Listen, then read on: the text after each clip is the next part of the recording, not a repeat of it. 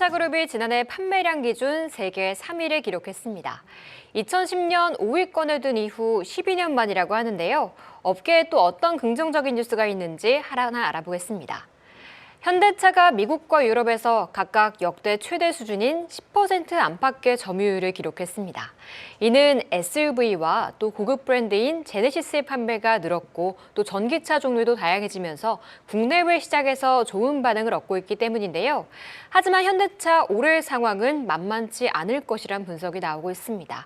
이에 박스권 움직임이 이어가면서 현재 0.1% 약보합권에 거래되고 있습니다. 기아도 해외와 국내에서 모두 실적 호조를 거두고 있습니다. 올해 1, 2월 미국 판매 실적은 11만 3천 대로 지난해 같은 기간보다 23% 성장하며 테슬라와 함께 탑2의 성장성을 보여주고 있는데요. 미국에서 신차 가격이 계속 오르면서 최근 자동차 오픈런 현상이 나타나고 있다는 분석도 나오고 있습니다. 이에 오늘 신한투자증권에서는 목표가를 상향 조정하기도 했는데요. 어제 상승에 힘입어 현재도 힘을 내주면서 0.1%까지 낙폭 만회하고 있습니다. 유럽판 IRA, CRMA법 발표를 앞두고 자동차 업계도 긴장하고 있습니다. 현대차와 기아의 유럽 현지 생산 물량이 늘면 국내 자동차 부품업체는 타격이 불가피할 것이란 전망이 나오고 있기 때문인데요. 현대차의 부품회사 현대모비스 보시면 2%의 약세를 보이고 있습니다. 현재 21만 4,500원 선에 거래되고 있습니다. 지금까지 자동차 관련 종목 뉴스 알아봤습니다. 네, 현대차 그룹 전 세계 판매 3위 굉장히 그 의미가 큰 것 같습니다. 판매량과 실적 모두 좋았던 거고 사실 현대차 그룹을 보면요. 글로벌 판매량 20년간 꾸준한 성장세를 이어와 줬습니다. 사실 그동안 워낙에 치열한 경쟁 속에 만년 5위를 기록을 하고 있다가 코로나 때도 한번 주춤을 했고요. 여기서 또 좋은 소식은 지금 반도체 수급난으로 다른 톱5 완성차 업체 판매량 대수가 줄어들 때 현대차 그룹만 플러스 성장을 했다고 합니다. 특히 해외 시장에서 굉장한 성과를 보여주고 있는 것 같은데 어떻습니까, 차장님? 말씀을 하신 것처럼 2022년도 상당히 잘했어요. 그리고 2023년도 1월달, 2월달 판매량을 보게 된다 하더라도 상당히 호조를 보이고 있는데요. 사실 현대차 그룹에 대한 2023년도에 우려에 대한 부분이 한 3가지 정도가 있었습니다. 첫 번째는 이제 환율에 대한 부분이었었고요. 두 번째는 이제 금리 인상에 따라서 신차 소비에 대한 수요가 줄지 않겠느냐. 그리고 세 번째가 IRA 법안 도입을 하게 되면서 전기차 시장에서 점유율이 하락하지 않겠느냐. 이 3가지에 대한 부분이었었는데 이 3가지가 생각보다는 현대차 그룹에게 우호적인 환경으로 그러니까요, 계속적으로 영향을 미쳐지게 되면서 이러한 우려가 많은 부분 불씨기를 받고 있다라고 보시면 될 것 같은데요. 환율적인 측면을 먼저 말씀을 드리게 되면은 환율은 지금 2월 달까지만 하더라도 원화 강세가 상당히 강해지고 있었던 부분이 있었었는데 그것이 사실상 2월 이후부터는 다시 한 번 더 1,300원 이상에서 계속적으로 이 거래가 되게 되면서 환율에 대한 기저 효과가 생각보다는 덜할 수 있다는 부분을 보시면 될 것 같고요. 두 번째 이제 이 신차 소비에 대한 수요에 대한 부분을 보게 되면은 신차 소비에 대한 수요 자체가 리테일 부분에서는 이제 우리가 우려했던 것만큼 역시나 안 좋을 수 있는 부분이 생길 수 있는 부분이 있기는 할 텐데 이 렌터카 부분에서 보게 되면은 렌터카 부분이 사실 3년 동안 이 신차에 대한 이 발주를 많은 부분 줄여왔었기 때문에 지금부터는 이러한 렌터카 업체들에 대한 신규 발주에 대한 부분이 늘어나게 되면서 리테일로 가야 되는 많은 생산 물량이 렌터카 쪽으로 가게 되고 그에 따라서 많은 부분 이런 신차에 대한 수요 우려에 대한 부분을 불식시켜 줄 수 있는 부분이 있다라고 얘기를 하고 있습니다. 그리고 마지막으로는 이제 BEV 관련돼서 전기차 관련된 부분이 사실 우려가 되지 않겠느냐라고 얘기를 했었던 부분이었었는데 생각보다 이 내연기관 쪽에서 많은 좋은 플레이어들 같은 경우에는 지금 전기차 쪽으로에 대한 전환 자체가 많은 부분 잘 이루어지지 못하고 있는 부분이 있거든요.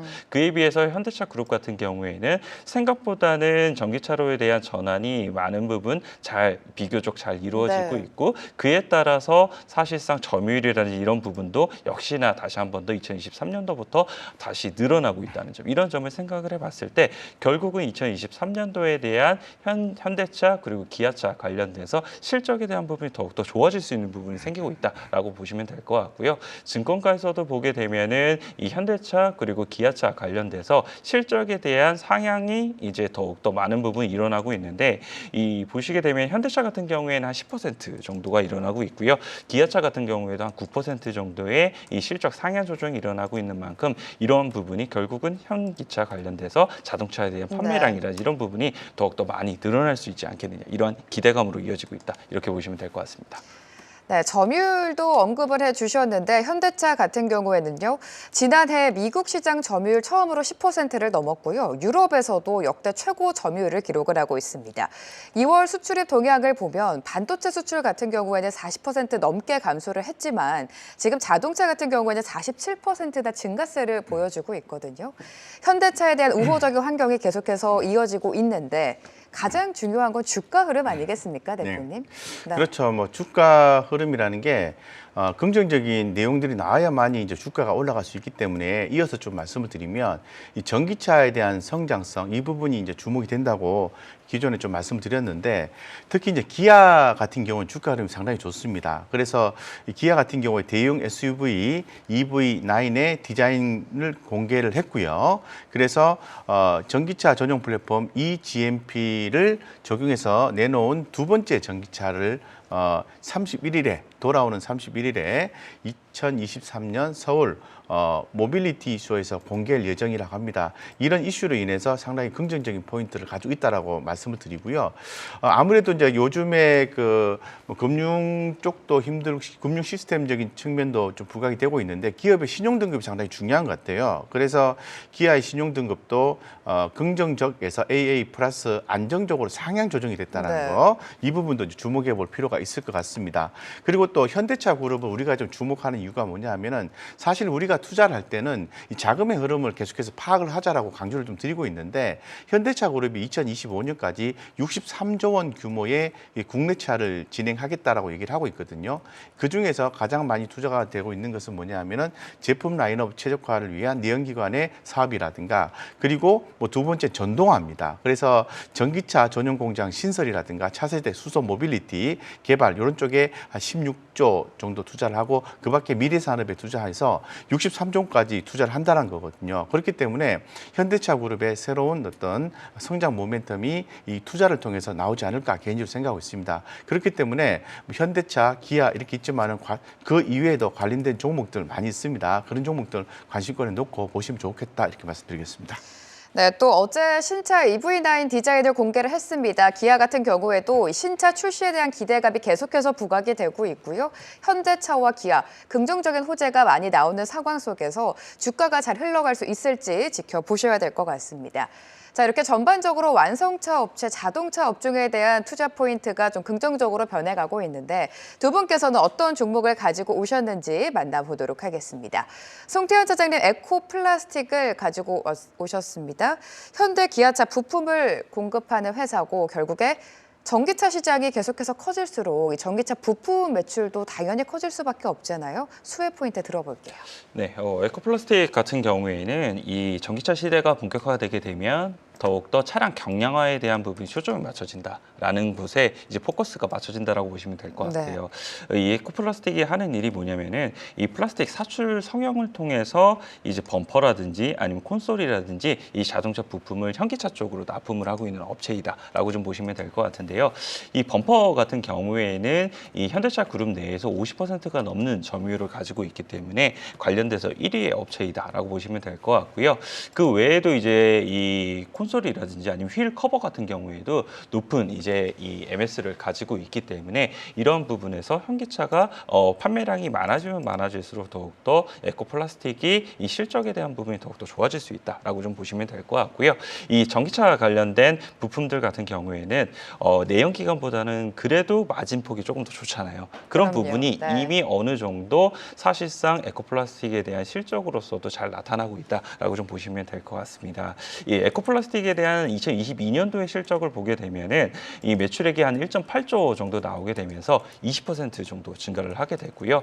영업이익 같은 경우에도 385억이 나오게 되면서 전년도 대비 144%가 증가를 했거든요. 그런 부분이 이미 어느 정도 말씀을 드린 것처럼 이 수익성의적인 측면 자체가 많은 부분 좋아지고 있다라고 좀 보시면 될 것 같고요.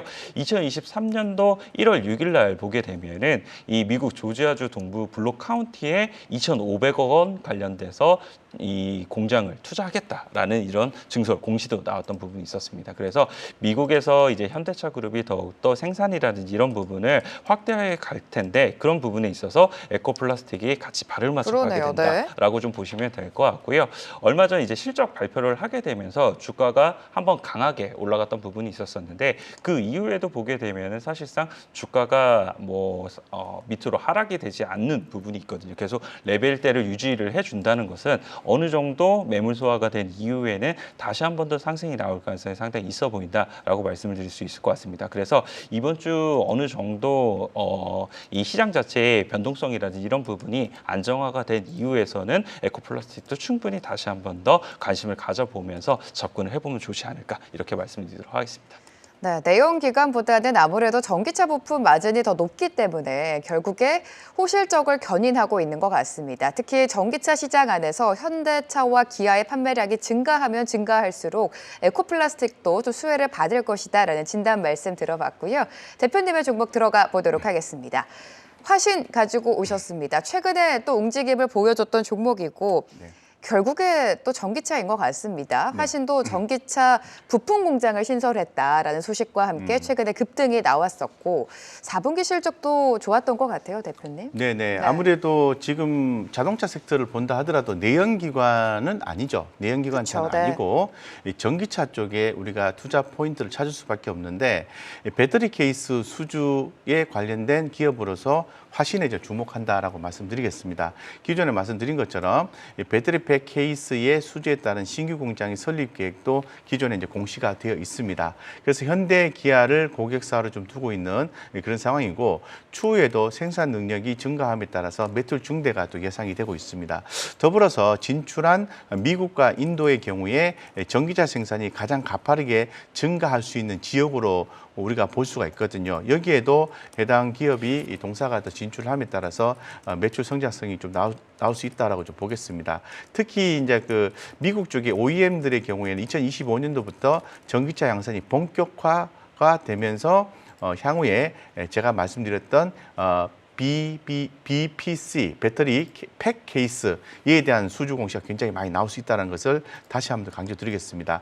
자, 화신 같은 경우에 언제 우리가 주목을 했었어야 되냐 하면은 긴 관점에서 보면 매출액이 어떤 증가하거든요. 그래서 화신이 과거에 2000년도부터 2019년도 3분기까지 매출액이 감소함에 따라서 성장성이 다소 좀 약화됐었습니다. 그런데 2021년 3분기를 저점으로 해서 꾸준히 지금 매출액의 성장성이 나오고 있다는 점을 염두에 두실 필요가 있을 것 같습니다. 따라서 현재 시점에서는 차트의 위치를 봤을 때는 지금 상승 추세가 그대로 유지가 되고 있는 상황이고 최근에 약간의 가격 조정이 나왔습니다만 그건 바로 매수에 기했다라고 생각이 듭니다.